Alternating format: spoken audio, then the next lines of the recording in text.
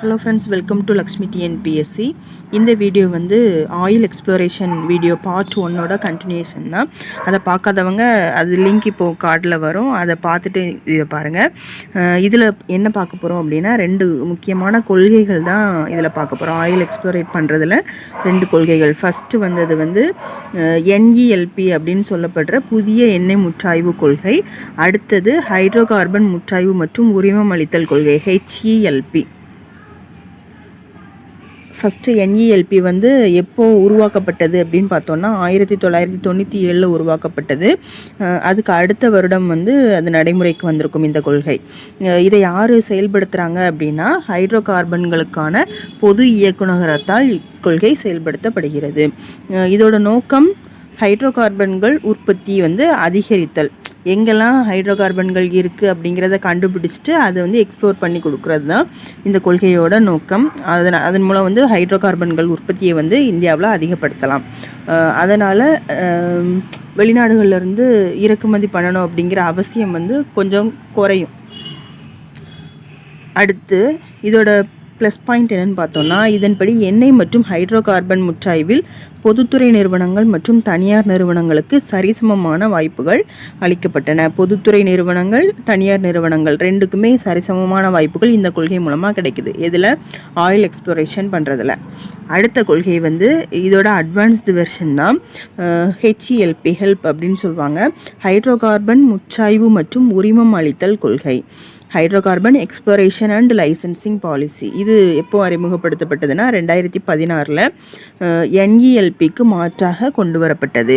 இக்கொள்கையின்படி hydro கார்பனின் வடிவங்களான நிலக்கரி படுகை, செயல்வாயு, மீத்தேன், எண்ணெய், இயற்கை எரிவாயு மற்றும் ஹைட்ரேட்டுகள் அனைத்திற்கும் முற்றாய்வு செய்ய ஒரே மாதிரியான உரிமம் அளிக்க வழிவகை செய்தது.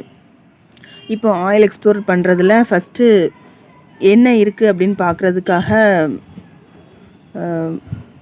இந்த வெல்ஸ்லாம் அமைக்கும்போது எண்ணெய் இருக்குன்னு எதிர்பார்த்துட்டு பண்ணுவாங்க. ஆனால் அதில் கேஸ் இருக்கலாம்.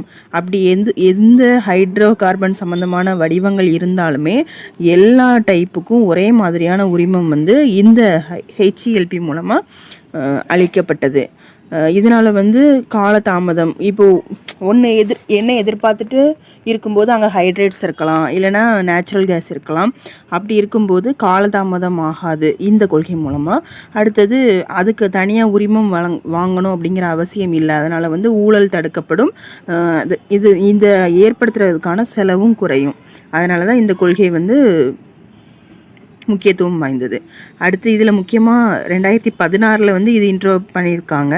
அடுத்து 2017 என்ன பண்ணியிருக்காங்க, அதில் இன்னும் ஒரு அட்வான்டேஜ் என்ன பண்ணியிருக்காங்கன்னா, OALP அப்படிங்கிறத அறிமுகப்படுத்தியிருக்காங்க. OALP அப்படிங்கிறது ஓப்பன் ஏக்கரேஜ் லைசன்சிங் ப்ரோக்ராம், திறந்த ஏக்கர் உரிமம் அளித்தல், திறந்த ஏக்கர் உரிமம் அளித்தல் அப்படின்னு சொல்லலாம். இது என்ன அப்படின்னு பார்த்தோம்னா, ஹைட்ரோ கார்பன் முற்றாய்வு செய்ய தகுந்த இடங்கள் எங்கெங்கெல்லாம் இருக்கலாம் அப்படிங்கிற லிஸ்ட்டு வந்து NDR மூலமாக தெரிந்து கொண்டு, NDR அப்படிங்கிறது தேசிய தரவு களஞ்சியம். ஆயில் எக்ஸ்ப்ளோர் பண்ணுறதுக்கு எங்கெங்கே அதற்கு தகுந்த இடங்கள் இருக்குது அப்படிங்கிறது அந்த டேட்டா ஃபுல்லாகவே எதில் இருக்குன்னா NDRல இருக்கும். அதன் மூலம் தெரிந்து கொண்டு அதுக்கப்புறம் அரசோட அனுமதிக்காக காத்து இருக்க தேவையில்லை. அந்த இடங்களில் வந்து அவங்களே அதுக்கு அடுத்த லெவலுக்கு வந்து கூப்பிட்டு போகலாம் எக்ஸ்ப்ளோர் பண்ணுறதுக்கு. இதுதான் OALP. 2017 இந்த ப்ரோக்ராம் வந்து வந்துச்சு. அடுத்து முற்றாய்வின் மூலம் கிடைக்கும் வருமானத்தை அரசும் நிறுவனமும் பகிர்ந்து கொள்ளும். லாஸ்ட்டில் கிடைக்கிற வருவாயை வந்து அரசும் அந்த நிறுவனமும் பகிர்ந்து கொள்ளும். சந்தைப்படுத்துதல், விலை நிர்ணயம் ஆகியவற்றில் சம்மந்தப்பட்ட நிறுவனங்களுக்கு முழு சுதந்திரம் அளிக்கப்பட்டது. அது பொதுத்துறை நிறுவனமாக இருந்தாலும் தனியார் நிறுவனமாக இருந்தாலும் சந்தைப்படுத்துதல், விலை நிர்ணயம் ஆகியவற்றில் முழு சுதந்திரம் அளிக்கப்பட்டது. எந்த கொள்கையில்? HELP இந்த கொள்கை 2016 அறிமுகப்படுத்தப்பட்டதில். இக்கொள்கை எளிமையான விதிகள், வரி சலுகைகள், விலை நிர்ணயம் மற்றும் சந்தைப்படுத்துதல் சுதந்திரத்தை உறுதியளிக்கிறது. உரிமம் வந்து எல்லா டைப் ஆஃப் ஹைட்ரோ கார்பனுக்குமே ஒரே உரிமம் தானே, அதனால் எளிமையான விதியாக இருக்குது. அடுத்து வரி சலுகைகளும் உண்டு. விலை நிர்ணயம் மற்றும் சந்தைப்படுத்துதல் சுதந்திரமும் இந்த கொள்கை மூலமாக நிறுவனங்களுக்கு கிடைக்குது. அதனால் இது வந்து NELPயை விட ஒரு பெஸ்ட்டான கொள்கை. 2022 to 2023க்குள் எண்ணெய் மற்றும் எரிவாயு உற்பத்தியை இரட்டிப்பாக்குவதற்கான அரசின் உத்தியின் ஒரு பகுதியாக வந்து இக்கொள்கை திகழ்கிறது. 2022 to 23க்குள்ள எண்ணெய் மற்றும் எரிவாயு உற்பத்தியை இரட்டிப்பாக்கணுங்கிற அரசோட நோக்கத்தை வந்து நிறைவேற்றுவதற்கு இந்த கொள்கை வந்து ஹெல்ப்ஃபுல்லாக இருக்குது அப்படின்னு பார்க்குறோம். ஓகே ஃப்ரெண்ட்ஸ், அடுத்து ஒரு நல்ல வீடியோவில் பார்க்கலாம். தேங்க்யூ.